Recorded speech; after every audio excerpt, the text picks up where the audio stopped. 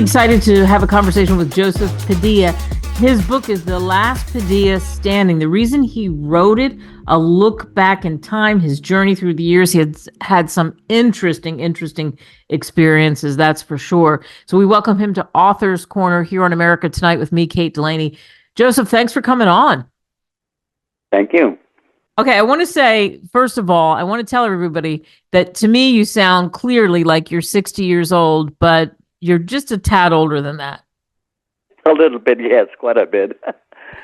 And the great thing is that through that life, you've lived through some really interesting times, some really interesting generations. But let's start here. What was the reason why you wrote the book? Well, I was talking with my son, and I was telling him, I'd like to write another book, son. And he says, Dad, who are you? Why don't you a biography of your life and let me know what happened when you were, in the younger age, I guess, and all that. So I did it for my son. He wanted to know about my past, and so I started doing it. And I was in it for about 2 months or so, and he passed away, and he never got a chance to look at the book. But I continued doing it in his honor. Oh, I know, which is wonderful. And Timothy was your son, right? He was my son, yeah. Yeah, boy, he'd be so proud of you. So tell us about growing up. What area you grew up in? And, it was a coal mining town, right? Yes, it was in Madrid, New Mexico. It's Madrid, but you better not say Madrid, or whether you call it Madrid, New Mexico, between Albuquerque and Santa Fe. It was a coal mining town, and that's where I was born. And what was it like? What was life like then? It was, as a child, it was wonderful. It was very family orientated. Mr. Hubert was the man that owned the town. He owned the coal mines and all that. And every special event that came, like Christmas, 4th of July, Easter, he would make a big to-do in the great ballpark we had over there, and he always had all the families gathered together, and that it was so wonderful to have a man like that to care about his people. I really got him deep in my heart. So there you are in New Mexico, but then the family decides to move to California. What was it that made the family move to California? It was in 1942. World War II was declared, right?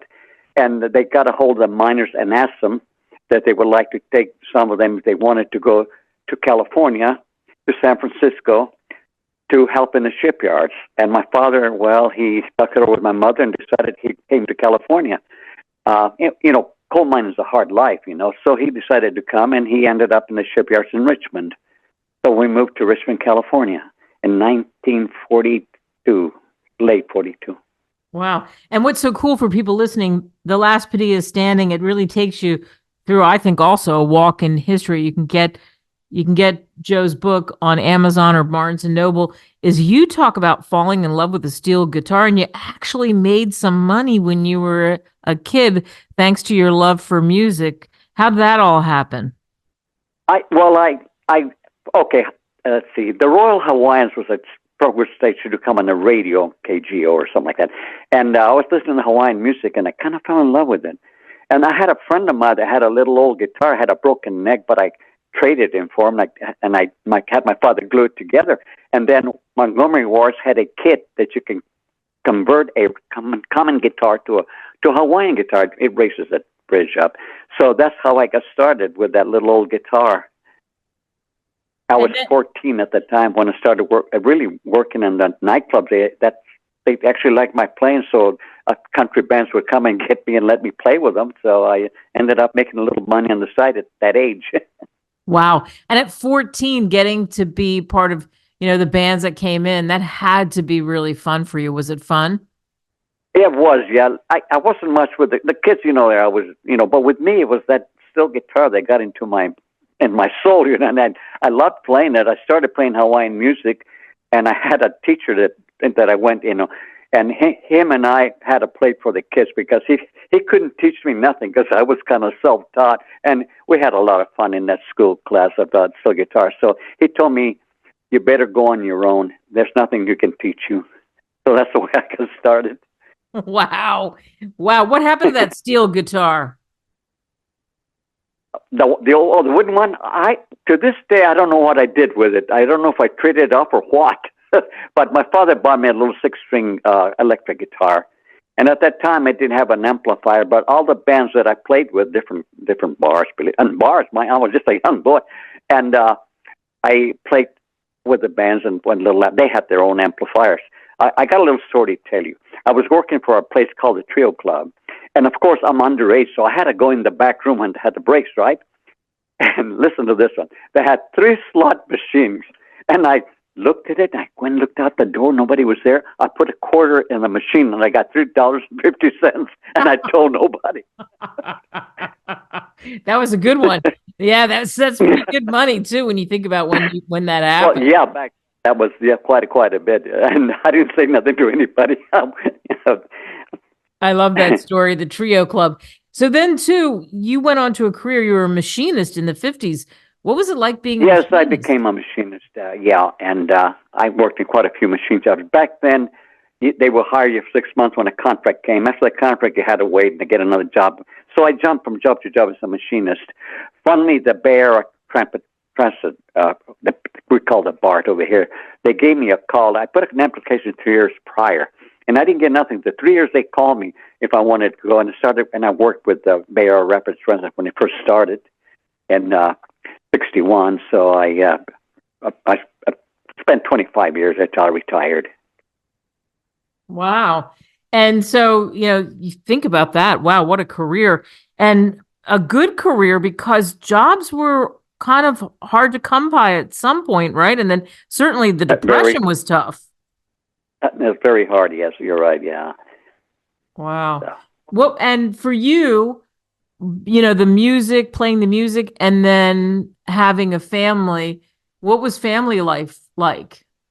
Oh, my family. I had 2 girls and my boy. Of course, my son passed away. And we had a wonderful life. I didn't make much money back then. Money was hard. So I feel bad that I only took him to Disneyland one time. Like I said, money was hard to come by during the 1950s and 60s, So, but we made it all right. I used to take him camping. My thing was camping. We used to go out to camp in the middle of nowhere. And they had a lot of fun playing in the water and fishing, So it was a great life. Yeah, I love that. I mean, here you go. You fall in love with the steel guitar. You're playing country music. You have the funny story about the slot machine. And now writing. What was it like writing The Last Padilla Standing?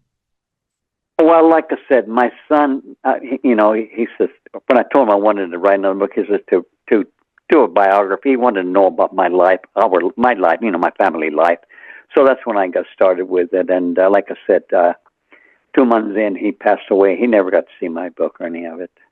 But like I said, I did that in his memory. And I put everything that it's amazing how I can remember when I was a little tiny child. But I can't remember what I did yesterday. Would you tell people that that's a good thing to do, to even try, even if they just did it for fun in a journal kind of style, to write down what their life was like? Yeah, it's a good thing to. Well, children today are different than when I was young, and they don't know too much about their parents. They're too advanced in life, and they're on their own playing these games with the telephones and all that. But the parents should take a little time out with them and let them know what it was like when they were growing up, because life is not easy when you're growing up. And the young people today, I don't know what's going to happen. All they know is those telephones, play games and the telephones, all that. What I worry about, what if an emergency came? What are these kids going to learn to do other than push buttons? It worries me, to see children not being they're in a world of their own with these telephones, and I kind of worry about them, but that's life.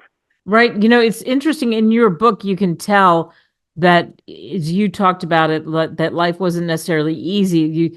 You had to go through the Great Depression, but you also have this great story where I can tell you just had love for your father. You talk about the fact that he spoke English and Spanish and Italian and French and Greek and even other languages. Yeah, I'm sorry, go ahead. Yeah, and he even learned to speak Cantonese, Chinese. Wow. Yeah, he learned all those. He was kind of brilliant, but the Depression, they had my grandmother and my grandfather on his side, they had a big ranch with cattle and all that. Came the Depression, they started losing cows, people taking them for food and all that. So my grandfather decided the American Indians were the ones that used to and he felt sorry for them. He didn't care if they took a cow or two, but he decided to trade it because my grandmother was a cheesemaker, and they milk a cow, they make cheese, right? So he decided to go goats because Indians will not eat goats, but she used to make goat cheese out of the milk out of the goat cheese. It was quite interesting. When people read your book, people listening to us, they hear the nostalgia in your voice, and they get the Last Padilla Standing. What do you hope they take away from reading the story of your life? Well, what I'm looking forward is, like I say, the children today, they need a home education. What happened to their family, how they got there. Kids are pretty smart today, but they do not know common things. That's the way I feel about it. I feel sorry for them. They're brilliant. Kids are brilliant today. They know more. A kid at 5 knows more than I did at 18. That's how brilliant children are today. But they need to know the history of where they came from. I think it's very important because one day they're going to have a history of their children, Yeah, absolutely. And I think that's the message in this book. Joseph Padilla, thank you so much for sharing your story. Well, thank you for accepting it.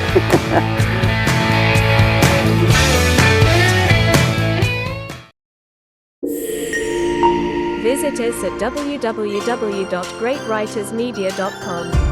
Email us at info@greatwritersmedia.com or call us at +1 877 556